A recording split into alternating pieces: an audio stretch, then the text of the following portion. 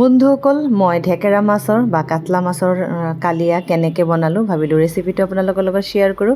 সকলোৱে বনাব জানে, কিন্তু মইনো কেনেকৈ বনালোঁ ভাবিলোঁ আপোনালোকৰ লগত শ্বেয়াৰ কৰোঁ। বন্ধুসকল ঢেকেৰা মাছ আনিছিলে, তাৰে মাছখিনি ধুনীয়াকৈ ধুই কৰি বাছি কৰি লৈ অলপ ভাজি কৰি থলোঁ।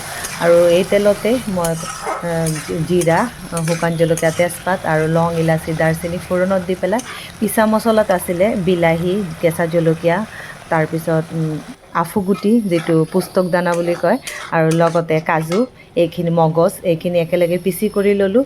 এতিয়া ইয়াতে মছলা জিৰা, ধনিয়া পাউডাৰ, হালধি পাউডাৰ আৰু জলকীয়া, ৰেড চিলি যিটো পাউডাৰ, এইটোও অলপ দিছোঁ আজি।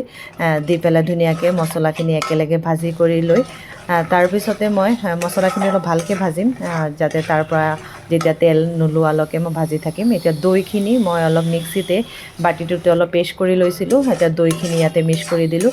আৰু বন্ধুসকল ধুনীয়াকৈ চিমত দি পেলাই মছলাখিনি ভাজি কৰি লৈ এতিয়া ইয়াতে মই পানী অলপ দি দিম। প্ৰথমেতো দৈখিনি দিছোঁৱে, তাৰপিছত অলপ পানী লাগিব, পানীখিনিও দি দিছোঁ। আৰু লগতে কিচমিচ আৰু কেঁচা জলকীয়া দুটামান দিলোঁ, আৰু লগতে অলপ চেনি দিলোঁ। আৰু ভাজি থোৱা মাছৰ পৰা পেটিৰ পিচ কেইটামান ইয়াতে দি দিছোঁ। আৰু বন্ধুসকল এতিয়া মই নিমখখিনি প্ৰথমে দিয়া নাছিলোঁ, অলপ মাছ ভাজোঁতেতো দিয়া আছে।